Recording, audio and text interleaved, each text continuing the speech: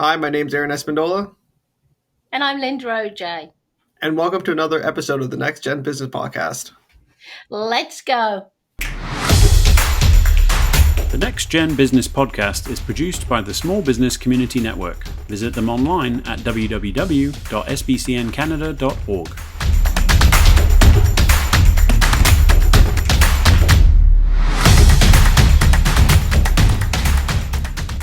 So, Linda, how's your day been today? I'm in pain. I sit at the computer. I sit at the computer too long, and evidently my ergonomics are not good. So I've been having massage. I've got physio to come, and I've been moaning all day. But now I'm here. I'm going to pretend everything's okay. How was your birthday? My birthday was pretty good. I just kind of spent time with my friends, my family, just saw them for a bit, and then because of COVID, everything's shut down, so I couldn't go out to restaurants or anything like that. For the second year in a row, because last year it was the same thing. It was a full lockdown. So I'm hoping the following year I'll have a good birthday finally, and I'll be able to do a big party or something. Yeah, it's rough, isn't it? Especially for the younger kids. So, um, I thought to myself, we've been doing the podcast now a year, and you're a wonderful co-host. So I wanted to kind of ask you a little bit about your career progression since you've been doing the podcast with me, because I believe you were just finishing off Conestoga College when you came on as the co-host. Yeah, so I was finishing Conestoga College where I was studying business administration management.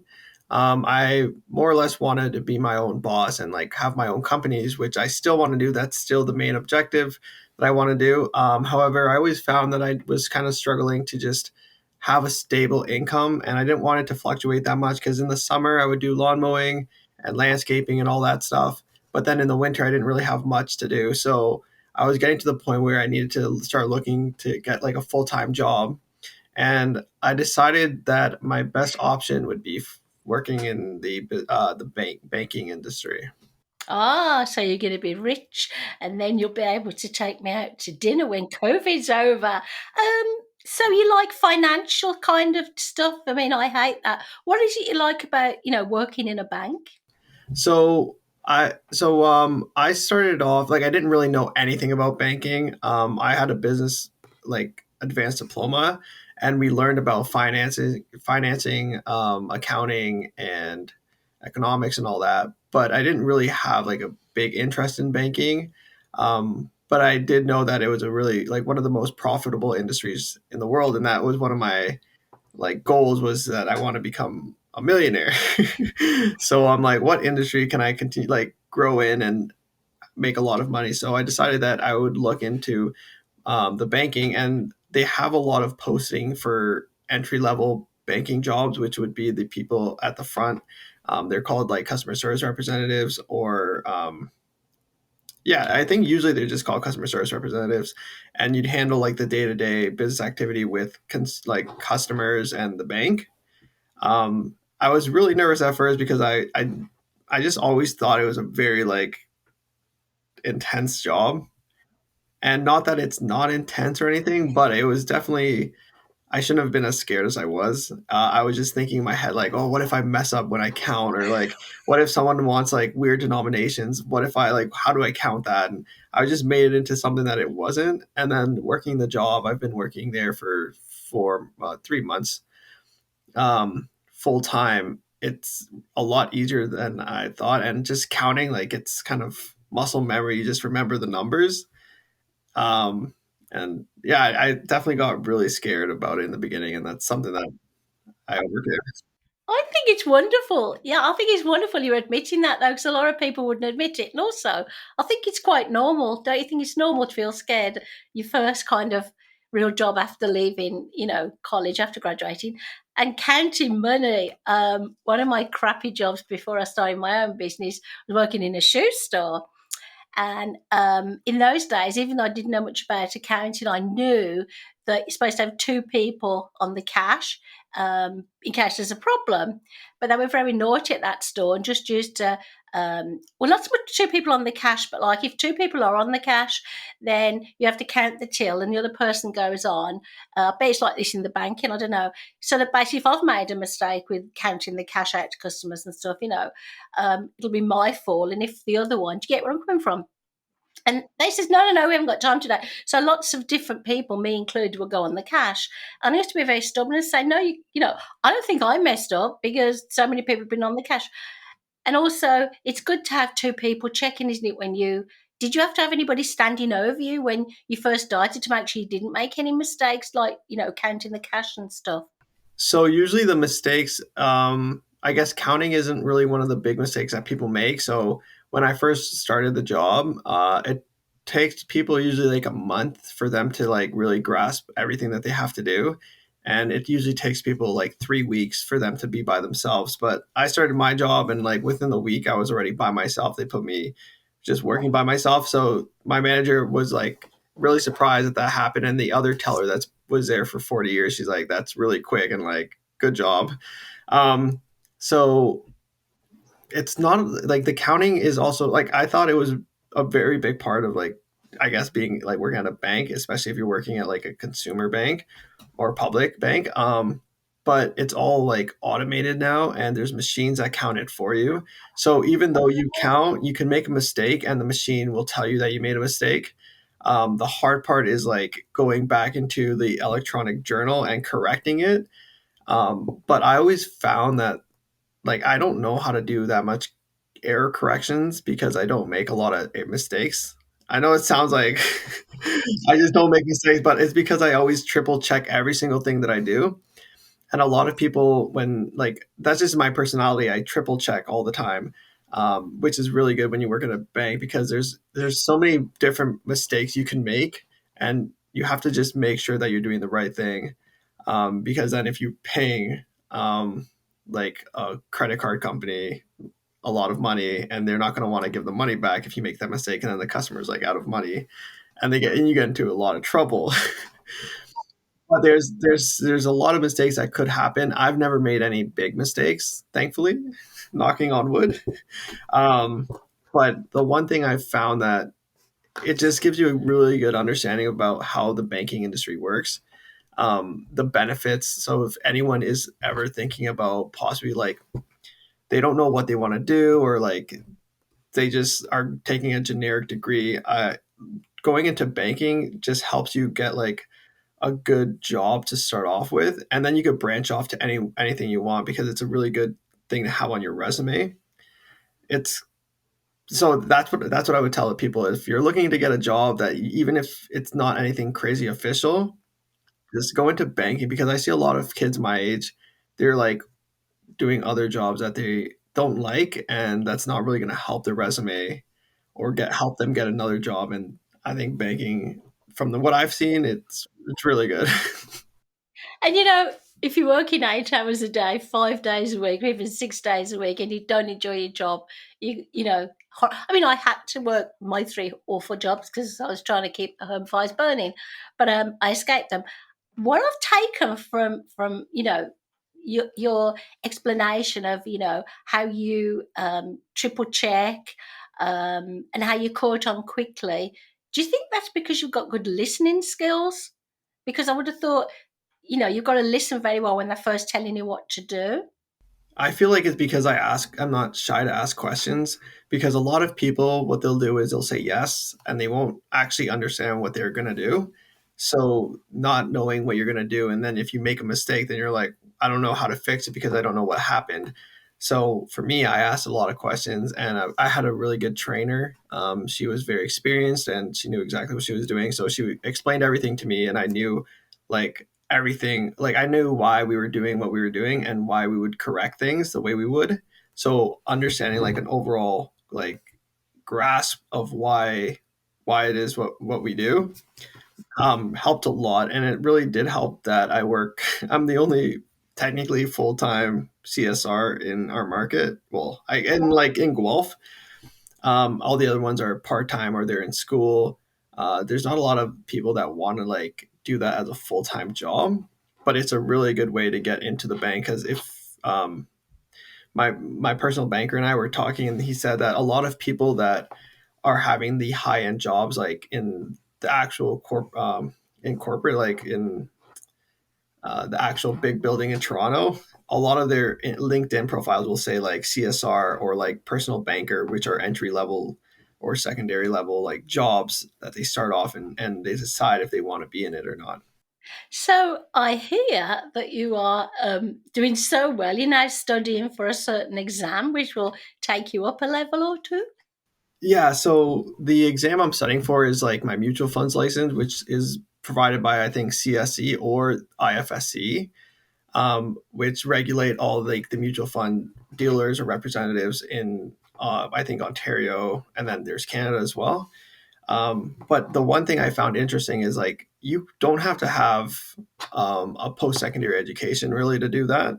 It's kind of something that the bank it would help to get the promotion to have that, but the bank pays for it and everything. So for me, they paid I think $1,000 for the course, and it takes people like a couple of months to finish it. But I'm trying to finish it in like three weeks, 3 or 4 weeks, because I'm trying to get promoted within like the end of February. I'm looking at possibly moving to either. It's not official or anything, so I don't want to put it out there, but Just keep it to yourself. I am so proud of you, and you're ticking all my boxes for somebody who is very proactive, is willing to try something, he's actually enjoying the job, wants to move on, and is willing to do some studying because you're young. You like to party. Good job it's COVID. You got more time to study. So you think it's good, to do that kind of work, and you've given us some awesome tips. So, what else could you tell, say, graduating students if they are looking for a job in particular? Is there anything you did that because you got the job really quickly? I know they had to do lots of looking into it to make sure you weren't like a bank robber or an illegal immigrant. But what did you do, to make sure that you got the job? You must have done something. Plus, you've got a good personality. I know that much. so for the banking, they are really like looking for a lot of people, especially during the spring. They start hiring a lot of people, but if you have like a good education, they tend to hire people like students. They really like to hire students either in university or college or just graduated, because they want people that are like going to continue learning and expanding their careers. So what I thought helped a lot was the interview. They were actually my manager. I spoke with him, and he told me that at that point when they were hiring me, they were only looking for candidates that would want to move on, like move up in the company. They weren't really interested in people that were just kind of there for a paycheck. They wanted people to be kind of more or less committed to the company and were willing to move into these other positions because they needed that. A lot of banks need personal bankers. A lot of banks need financial planners, and a lot of people were retiring because of COVID early. They would retire, so they were looking to fill those spots. So I think just having, I guess, a personal or the mindset that you want to like know door or um, see all the opportunities, right? Like you don't want to just go in and be like, I'm only going to be here for this many months and then I'm gone. Just, I guess, tell them that you want to move up in the company. It would help a lot in the interview because that helped me a lot. And I would just say if you're looking at any like part-time job in the summer, it's you can get a lot of full-time hours, and in the winter during like your school, they really work around your schedule. So a lot of students that are listening to this podcast, it's a really good part-time job to get because then once you graduate, even if you don't want to do anything in personal finance or you're still waiting for your like career job, you can get promoted easily. That is so cool. Um, you deal with the customers, obviously, the people like me who come, yeah. And do you enjoy that? Because you did say you were shy once, and I don't believe that. So I really enjoy talking with people. I like building relationships. So my job, I get to see a lot of new people, which I like, but at the same time, I don't like it because I can't really build a relationship with people because they're just like in and out. Or they're like some, we do get people that get mad, and we have, unfortunately, we do have like a very big homeless problem, like homeless people in the branch, and just in the downtown area. It's really impacting the way the banking is being done, which is extremely unfortunate. But uh, it's just like a lot of different characters that I see every single day, and I have to interact with. But I do like helping people, so it's a really good job that I think anyone that's like kind of looking for something like that would be interested. What I'm interested in is you're saying a lot of things that I didn't realise, because I know in my particular bank, which is not, the name of your bank, it's a different bank, that I guess most banks have gone to self-service now, haven't they? And you have to, use the machine, and nobody remembers you anymore. Because I was a returning customer to my bank, and then I got so fed up of them, you know, I don't think caring enough about customers who've been there a long time. I just do my banking online now, but we took our investments elsewhere. So it seems like if you're getting returning customers and you are building a relationship with them, that is the best thing you can do, because then the bank will say how wonderful you are. We used to have a lot of lovely people at our bank, and they all left. Why is there a lot of openings in the banks? I mean, why? Where are all the people?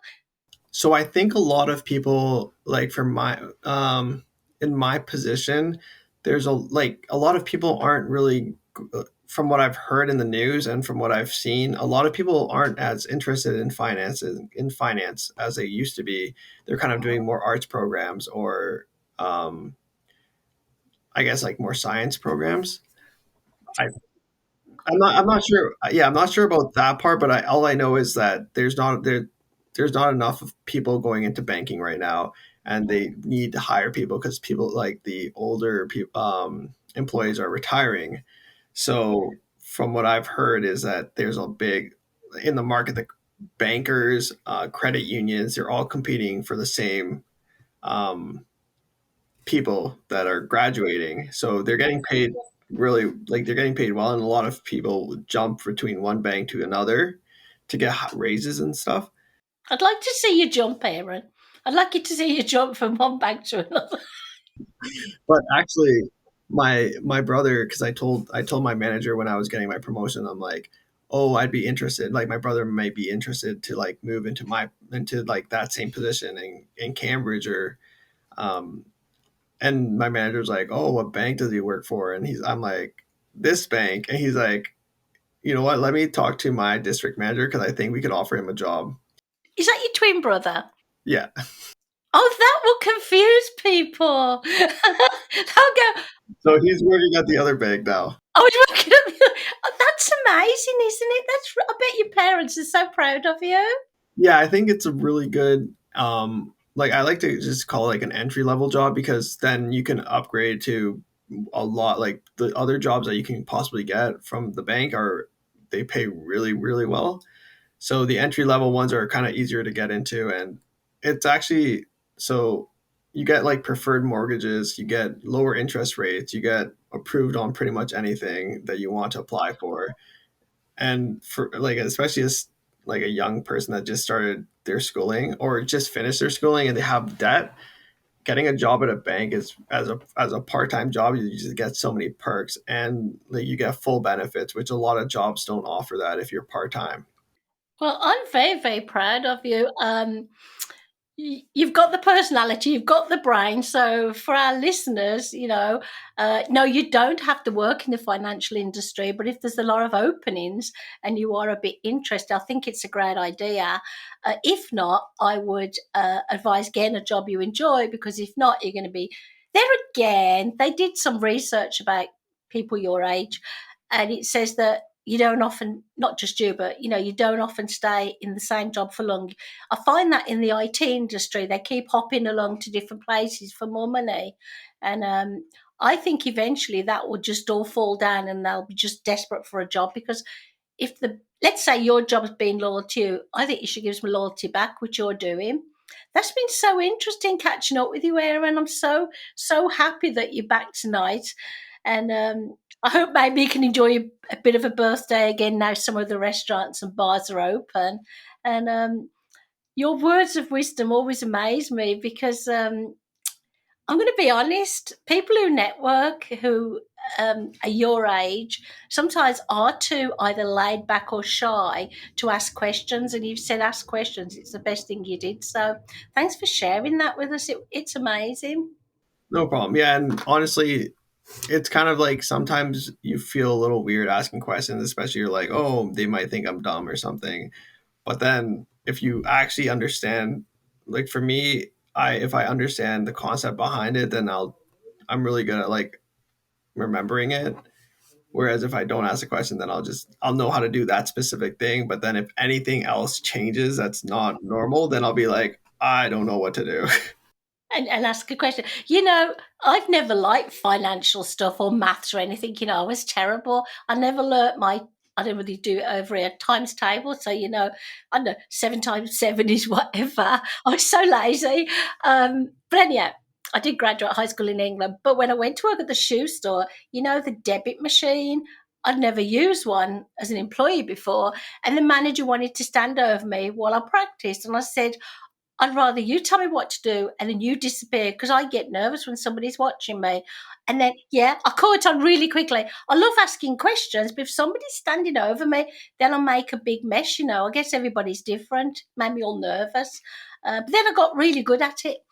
Yeah, no, I feel like when people stand right over you and they're trying to like micromanage you, then you don't really learn that well. And also, it makes you very nervous. I had this one experience with I'm just gonna say I had this experience, and the lady was like telling me like saying the same number that I had to put into the machine, but she was like kind of like just kept on repeating it, and I'm like, I got like shy, and I'm like, wait, what?